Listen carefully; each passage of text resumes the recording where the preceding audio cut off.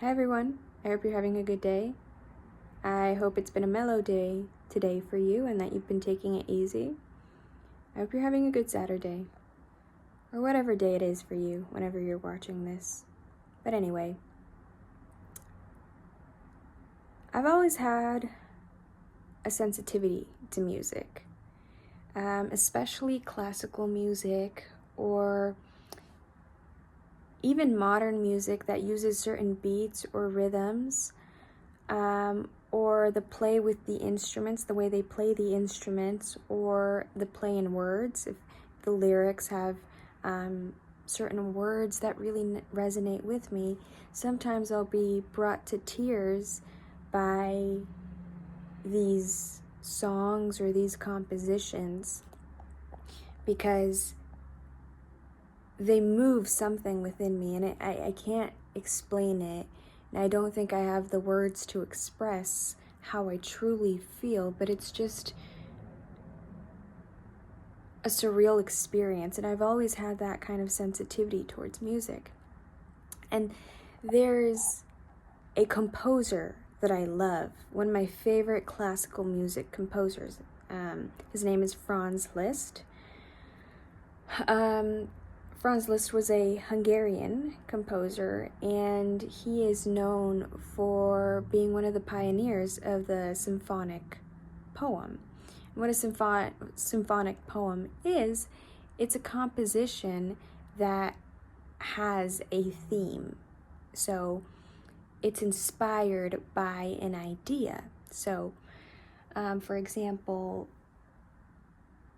composers would create certain pieces that were inspired by ideas of love or ideas of heartbreak or ideas of fear, and they would create these compositions and create the melody of the song based on the feeling of love, how they felt love, or how they felt fear or hate or heartbreak. And I love those compositions that have this poetry behind them, because it allows you to feel, to imagine it. The music just takes you with it. And I love Franz Liszt because he has many compositions that are very touching and moving. One of my favorite compositions is Liebestraum. And Liebestraum is a German word for love dream. And when you listen to that song, the first time I heard that song, I was moved to tears, because I feel like the song, the way that I interpret the song is, this is my interpretation, of course, and I'm not saying that this is the meaning of the song, but this is how I've been able to interpret this composition through my own life experience and through my lens. And so maybe some classical music fans out there will resonate, or it will give them food for thought, or maybe you can listen to the song for yourself and see how you interpret the song. But anyway, at the beginning of the song, there is this air of innocence. There is this air of curiosity that I find in the beginning of the song. There's just like this movement, this gliding of curiosity. And then towards the middle of the song, once you get to the like 2 minutes in, the piano starts playing really quickly, and it sounds like the piano is descending the song, the melody. I'm not the best in describing compositions or musical compositions, so forgive me if I sound very confusing. But towards like 2 minutes into the song, towards the middle of the song, the piano starts descending, and like this descending sound, of course. And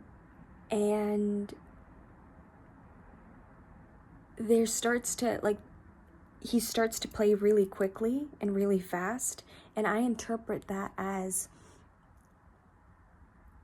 losing your innocence. So the whole song for me is the life of a human, the human experience. You begin off as an innocent child, a curious, adventurous explorer, and then you are hit by the reality of the world and the reality of society, and you have to navigate through all of these mazes and traps and situations that weather you. And I think that's how I interpret the middle of the song. Just, you have to confront the challenges of your life and be a warrior and navigate through everything that you're faced with. That's how I interpret the middle of the song. And then towards the end of the song, it seems like things start to mellow out. And I interpret that as the end of your life. You're at the end of your life and you're reflecting on your past, you're reflecting on your childhood, you're reflecting on your adulthood, you're reflecting on all your years. And yeah, I was gonna say ears. You're reflecting on all your years in this world, and you look back, and there's this, in the song, it has this sense of melancholy but gratitude. I kind of get that sense of melancholy and gratitude, but gratitude. So they're nostalgic about the past. The feeling of the song, you feel nostalgic about the past, but you're also grateful for having experienced this beautiful life. And so the whole composition, your whole life was a love dream, you know, and the title of the song is Love Dream, and that's in German. And so your whole life was a love dream. It was for you to discover love and what love is.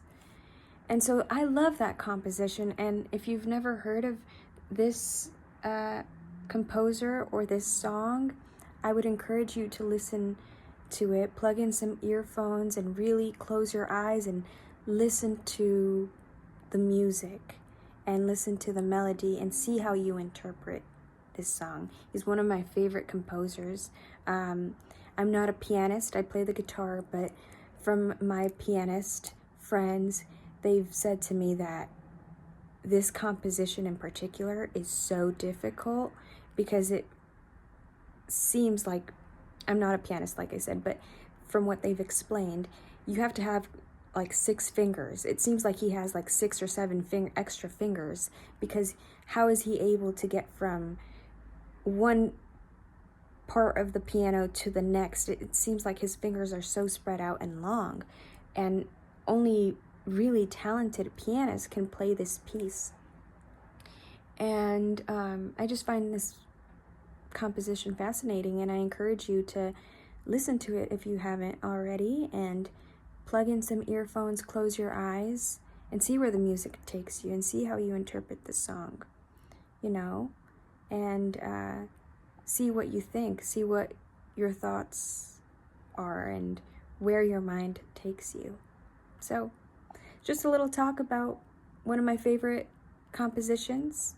I have other compositions that I love that I'm just, his piano skills and his composing skills are astounding, and I love him. And there was this thing I was reading, back when he was playing, I think I mentioned that he was Hungarian. Well, he was not born in Hungary, present-day Hungary. He was born in Austria-Hungary. But there was this Listomania. They called it Listomania because a lot of people were fans of Franz Liszt, and they treated him as a celebrity at the time, and they called that fad Listomania. So I find it really funny because I feel like Listomania, not in the sense that I reverence him or, oh my God, he's the greatest of all time, but I really admire his work and I'm inspired by his work. So give it a listen if you have time. Peace and love. Bye.